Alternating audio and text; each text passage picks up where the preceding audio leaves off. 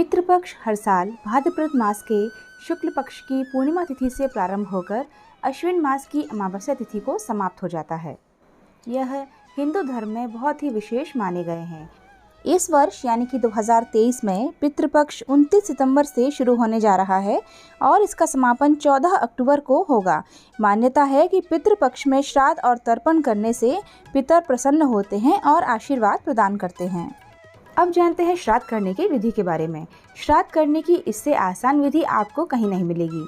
तो आइए जानते हैं इस संबंध में उपयोगी बातें। अश्विन कृष्ण पक्ष या श्राद्ध पक्ष पितृपक्ष कहलाता है। इस पक्ष में पूर्वजों की श्राद्ध तिथि के अनुसार पितरों की शांति के लिए श्रद्धा भाव रखते हुए विधि विधान से श्राद्ध करना चाहिए। श्राद्ध कर्म की शास्त्रीय विधि की जानकारी के अभाव में नीचे दी गई सरल विधि का पालन भी किया जा सकता है। सुबह उठकर स्नान कर देव स्थान व पितृ स्थान को गाय के गोबर से लीपकर व गंगा जल से पवित्र करें। घर आंगन में रंगोली बनाएं। महिलाएं शुद्ध होकर पितरों के लिए भोजन बनाएं। श्राद्ध का अधिकारी श्रेष्ठ ब्राह्मण या कुल के अधिकारी जैसे दामाद, भतीजा आदि को न्योता देकर बुलाएं। ब्राह्मण से पितरों की पूजा एवं तर्पण आदि कराएं। पितरों के निमित्त अग्नि में गाय का दूध, दही, घी एवं खीर अर्पित करें। गाय, कुत्ता, कौवा व अतिथि के लिए भोजन से ग्रास निकाला जाता है। ब्राह्मण को आदर पूर्वक भोजन कराना चाहिए और यथाशक्ति दक्षिणा देकर ब्राह्मण को तृप्त करना चाहिए।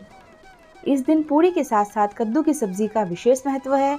चावल की खीर श्राद्ध में अवश्य ही बनाई जाती है और उड़द की दाल के भजिए इस दिन विशेष रूप से बनाए जाते हैं क्योंकि इनका पूजा में यूज होता है। इनसे पितरों को भोग लगाया जाता है। गाय, कुत्ते और कौवों के लिए ग्रास निकाला जाता है।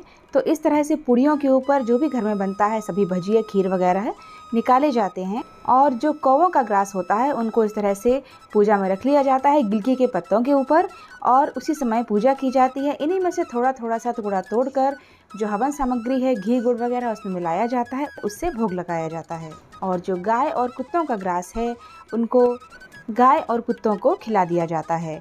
और जो पूजा में जो ग्रास रखा जाता है उनके छोटे छोटे टुकड़े तोड़कर उनको छत पर डाल दीजिए या ऐसी जगह पर डाल दीजिए जहाँ पर कौवे आते हों। कौवों को जब खाना मिलता है तो ऐसा माना जाता है कि वो भोजन हमारे पितरों के पास पहुँच जाता है। ब्राह्मण स्वस्ति वाचन तथा वैदिक पाठ करें एवं गृहस्थ एवं पितर के प्रति शुभकामनाएं व्यक्त करें। घर में किए गए श्राद्ध का पुण्य तीर्थ स्थल पर किए गए श्राद्ध से 8 गुना अधिक मिलता है। आर्थिक कारण या अन्य कारणों से यदि कोई व्यक्ति बड़ा श्राद्ध नहीं कर सकता लेकिन अपने पितरों की शांति के लिए वास्तव में कुछ करना चाहता है तो उसे पूर्ण श्रद्धा भाव से अपने सामर्थ्य के अनुसार जो भी उपलब्ध हो, अन्न, साग, फल और जो भी संभव हो उतनी दक्षिणा किसी ब्राह्मण को आदर भाव से दे देनी चाहिए। यदि किसी परिस्थिति में यह भी संभव ना हो तो 7-8 मुट्ठी तिल जल सहित किसी योग्य ब्राह्मण को दान कर देने चाहिए। इससे भी श्राद्ध का पुण्य फल प्राप्त होता है। हिंदू धर्म में गाय को विशेष महत्व दिया गया है। किसी गाय को भरपेट खाना खिलाने से भी पितृ प्रसन्न होते हैं। यदि उपरोक्त में से कुछ भी संभव ना हो तो किसी एकांत स्थान पर मध्याह्न समय में सूर्य की ओर दोनों हाथ उठाकर अपने पूर्वजों और सूर्य देव से प्रार्थना करनी चाहिए। प्रार्थना में कहना चाहिए कि हे प्रभु, मैंने अपने हाथ आपके समक्ष फैला दिए हैं। मैं अपने पितरों की मुक्ति के लिए आपसे प्रार्थना करता हूँ। मेरे पितर मेरी श्रद्धा भक्ति से संतुष्ट हों। ऐसा करने से व्यक्ति को पितृऋण से मुक्ति मिलती है। जो भी श्रद्धापूर्वक श्राद्ध करता है उसकी बुद्धि, पुष्टि, स्मरण शक्ति, धारणा शक्ति, पुत्र पौत्रादि एवं ऐश्वर्य की वृद्धि होती है। वह इस पर्व का पूर्ण फल भोगता है। श्राद्ध में हम कम से कम 1 या अधिक पंडितों को खाना भी खिला सकते हैं। अगर आप खाना ना खिलाना चाहें तो आप इस तरह से सीधा भी दान कर सकते हैं। अब मैं आपको बताने जा रही हूँ कि श्राद्ध में हमें सीधा किस तरह से दान करना चाहिए, सीधे में हमें क्या क्या निकालना चाहिए। तो यहाँ मैंने लिया है आटा। हमको सामान इतना देना है कि किसी व्यक्ति का एक समय का भोजन बन जाए या उस व्यक्ति के पूरे परिवार का एक समय का भोजन अच्छे से बन जाए और फिर तो जितना आपका सामर्थ्य हो। तो ये मैंने आटा लिया है और आटे के साथ देखिए खाना बनाने के लिए सबसे ज़रूरी होता है नमक। तो नमक तो हमको देना ही है। आटे के साथ हो गया नमक और दाल, चावल। सीधे में हमेशा मूंग की दाल दी जाती है या आप चने की दाल भी दे सकते हैं। तो यहाँ मैंने दाल ली है मूंग की और ये लिए हैं चावल। अब खाने में पड़ेगा मसाला, तो उसके लिए आप क्या लेंगे? उसके लिए आप लेंगे हल्दी और मिर्ची खाना तेल में बने या घी में बने, ये तो सामने वाले की चॉइस होती है, लेकिन सीधे में घी ज़रूर दिया जाता है।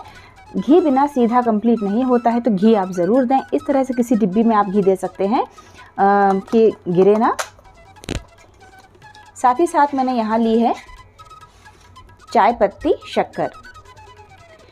अगर कोई व्यक्ति चाय का शौकीन है या जिस व्यक्ति की पुण्यतिथि पर या जिसकी श्राद्ध पर आप दान कर रहे हैं, अगर व्यक्ति चाय का शौकीन है या कॉफ़ी का शौकीन है, तो उससे संबंधित चीज़ें आप दे सकते हैं।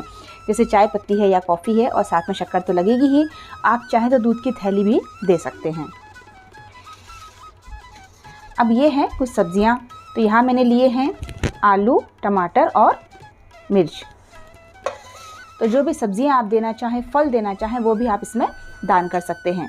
और दक्षिणा बिना सीधा कंप्लीट नहीं होता है, तो जो भी दक्षिणा आप रखना चाहें, 11 रुपये से लेकर 51, 101, 21, जो भी आप दक्षिणा रखना चाहें, दक्षिणा इसमें अवश्य रखिए। बिना दक्षिणा के सीधा कंप्लीट नहीं होता है। आप एक मंदिर में देना चाहें तो एक मंदिर में, ज़्यादा देना चाहें तो आप ज़्यादा थालियाँ लगा लीजिए। मंदिर में पंडित जी होते हैं, वो हमसे संकल्प पढ़वा लेते हैं और सीधा अपने बर्तनों में या अपने किसी थैली में निकाल लेते हैं। आप चाहें तो इस तरह से सीधा लेकर छोटी छोटी सी थैलियों में डाल लीजिए। जिप-लॉक पॉलीथीन आती है मार्केट में, वो लेकर आप उनमें डाल लीजिए और मंदिर में आप इस तरह से एक थैली में रख के आ सकते हैं, पंडित जी को देकर आ सकते हैं। और अगर आपके पास ऐसी व्यवस्था ना हो कि आप पंडित जी के हाथ में देकर आएँ, आप खुद ही संकल्प करना चाहते हैं, तो इस तरह से हाथ में गहराई बनाइए, उसमें डालिए आप थोड़ा सा जल, उसमें अक्षत और पुष्प डालिए और उसके बाद अपना नाम, अपना गोत्र बोलिए और किस उपलक्ष्य में आप ये सीधा दान कर रहे हैं उस उपलक्ष्य के बारे में बोलिए और कहिए कि इससे मुझे पुण्य फल की प्राप्ति हो और ये सीधा मैं जिनके नाम से दे रही हूँ उनको स्वीकार हो, उन तक पहुँचे और भगवान की कृपा मुझ पर और मेरे परिवार पर बनी रहे। और वह जल पृथ्वी पर छोड़ दीजिए। देखिए, कोई भी चीज़ ज़्यादा से ज़्यादा अच्छे तरीके से भी की जा सकती है और अगर हम नहीं कर सकते तो साधारण तरीके से भी बहुत सी चीज़ें होती हैं। कुछ ना करने से कुछ करना हमेशा ही अच्छा होता है। तो दोस्तों, अगर आपको इस वीडियो में दी गई जानकारी पसंद आई हो तो चैनल को सब्सक्राइब ज़रूर कीजिए, क्योंकि हम इस चैनल पर अपने तीज त्योहार और हिंदू धर्म से संबंधित सभी जानकारियाँ उपलब्ध करवाते रहते हैं। वीडियो को लाइक शेयर करना ना भूलिएगा। फिर मिलते हैं अगले वीडियो में। हर हर महादेव।